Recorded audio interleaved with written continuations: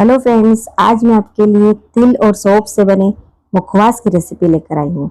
ये मुखवास खाने में जितना टेस्टी और मज़ेदार है ना, बनाना उतना ही आसान है और साथ ही पाचक भी है। इसे रोस्ट करने का जो तरीका है ना, वो बिल्कुल अलग है, जिसे मैं इस वीडियो में आपको बताने वाली हूँ। इसे आप स्टोर कर रख लीजिए, साल भर तक इसका कुछ नहीं बिगड़ेगा। यानी एक बार बनाइए और साल भर एंजॉय कीजिए। तो चलिए इसे बनाना शुरू करते हैं। तो सबसे पहले मैंने यहाँ पर लिए है तिल। तो यहाँ पर लिए है मैंने लगभग 200 ग्राम तिल। एकदम परफेक्ट माप के साथ मैं इसे बनाना बताऊंगी। तो 2 कटोरी भरकर मैंने यहाँ पर तिल लिए। 2 बड़ी कटोरी लिए, 1 कटोरी मेरी 100 ग्राम के, तो उस हिसाब से मैंने 200 ग्राम तिल लिए।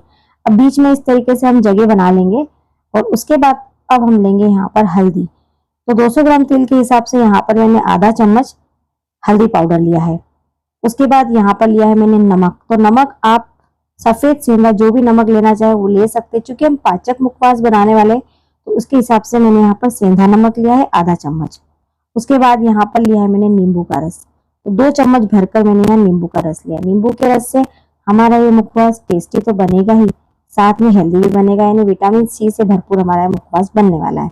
उसके बाद यहाँ पर 2 बड़े चम्मच भरकर मैंने पानी लिया है, वो हम इसके अंदर ऐसे मिक्स कर देंगे।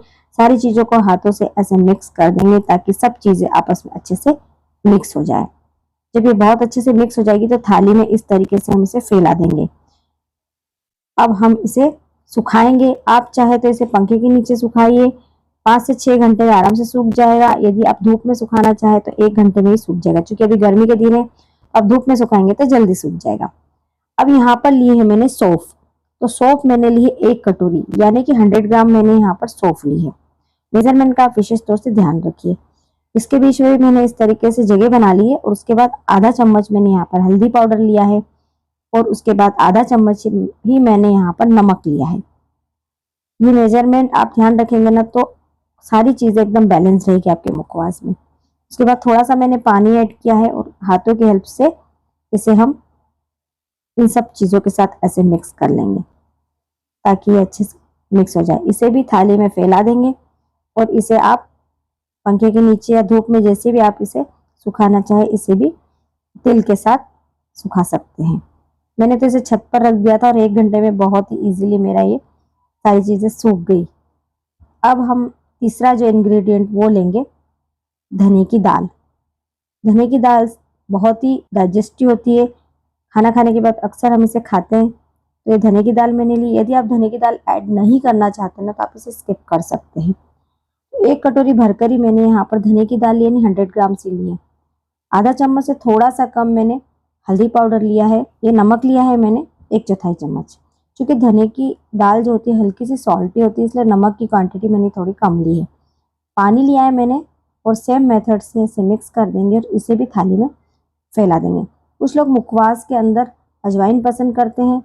यदि आप पसंद करते हैं तो अजवाइन भी ले सकते हैं। सेम तरीके से आप सारी चीजें मिक्स कर दीजिए। आप इसके अंदर अलसी के बीज भी ऐड कर सकते हैं, चाहे तो हींग पाउडर भी ऐड कर सकते हैं।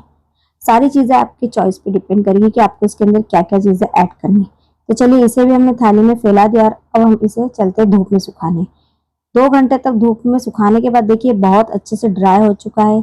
सारा मॉइस्चर इसका खत्म हो चुका है ना। तीनों ही चीजें बहुत अच्छे से ड्राई हो चुकी है।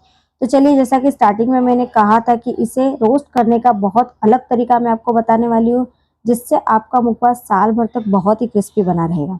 तो यहाँ पर लिए मैंने कढ़ाई को मैंने गर्म किया। अब इन सारी चीज़ों को हम बैचेस में रोस्ट करेंगे। तो आधी कटोरी मैंने सबसे पहले तिल ली और इस तरह का कॉटन का आप कपड़ा ले लीजिए और ऐसे कपड़े को इसके ऊपर इस तरीके से घुमाते हुए लो मीडियम फ्लेम पर आप इसे रोस्ट कीजिए। बहुत जल्दी ये सीख जाएगा। इस तरीके से क्या होगा ना, आपकी ये जो तिल है ना बिल्कुल भी जलेगी नहीं और बहुत अच्छे से क्रिस्पी हो जाएगी। तो लगातार ऐसे हिलाते रहिए। बहुत जल्दी 2 मिनट में ये इस तरीके से उछलने लग जाएगी और ये क्रिस्पी हो जाएगी। चलिए, ये सीख चुकी है। अब हम इसे निकाल लेते हैं प्लेट के अंदर। बाकी की बची हुई तिल भी हम सेम मेथड से रोस्ट कर लेंगे। तो इसे इस तरीके से एक दूसरे बर्तन के अंदर हम इकट्ठा करते जाएंगे। सेम तरीके से जो सौंफ है वो भी हम रोस्ट कर लेंगे। ध्यान रखिएगा, बिल्कुल थोड़ी थोड़ी क्वांटिटी में आप इस तरीके से आप इसे सेकिए, इकट्ठा आप मत डालिए।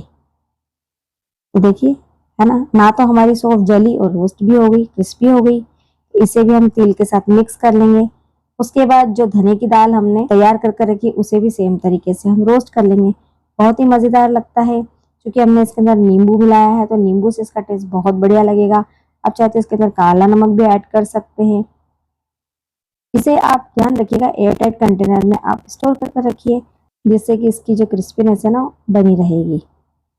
तो फ्रेंड्स, मेरी ये रेसिपी अगर आपको थोड़ी सी भी अच्छी लगती है ना तो लाइक जरूर कीजिए। चैनल को भी अभी तक सब्सक्राइब नहीं किया है ना तो आपके अपने चैनल जंक्शन ऑफ टेस्ट को जरूर सब्सक्राइब कर दीजिए। तो चलिए, दाल भी हमने सेक ली और इसे भी हम इसके अंदर डाल देंगे और मिक्स कर लेंगे। हल्की अभी गर्म है ना, तो जब ठंडी हो जाए ना तो आप अच्छे से मिक्स कर दीजिए। ये देखिए बहुत ही बढ़िया रोस्ट हो चुकी है, तिल बहुत अच्छे से फूल चुकी है ना। खाने में बहुत ही मज़ेदार लगती है फ्रेंड्स। तो देखिए ठंडा हो चुका है सारा मिक्सचर और अब हम इसे हाथ से ऐसे मिक्स कर लेंगे ताकि सारी चीज़ें आपस में बहुत अच्छे से मिक्स हो जाए। तो ये मैंने बहुत अच्छे से मिक्स कर लिया है सारी चीज़ों को। और अब हम क्या करेंगे, अब हम लेंगे छन्नी और इसे छान लेंगे ताकि जो बाकी का जो हल्दी पाउडर और नमक जो एक्स्ट्रा है ना वो इसमें से निकल जाएगा, ताकि आप जब भी मुखवास खाएंगे ना तो आपके हाथों में वो नहीं लगेगा, यानी हल्दी का जो कलर है वो नहीं लगेगा। तो इसे हम छान लेते हैं। तो ये मैंने छन्नी ली है और इस तरीके से आप छान लीजिए। बहुत ही मज़ेदार लगता है फ्रेंड्स। आप मार्केट से यदि इसे खरीद कर लाएंगे ना तो बहुत कॉस्टली पड़ता है, लेकिन आप यदि घर में बनाएंगे तो बहुत ही कम पैसे में बहुत सारी क्वांटिटी में ये बन जाता है। बनाना आपने देखा बहुत ही आसान है, कोई भी ज़्यादा मेहनत नहीं करनी पड़ी, बहुत इजीली हमने इसे बनाया।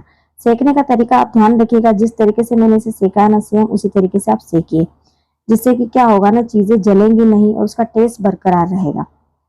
तो देखिए इतना वेस्ट मटेरियल इसके अंदर निकला है, देखिए कोई ज़्यादा नहीं निकला है, लेकिन यदि आप छान लेंगे ना तो बहुत बढ़िया इस तरीके से ये बन जाएगा। तो ये देखिए है ना बहुत ही बढ़िया।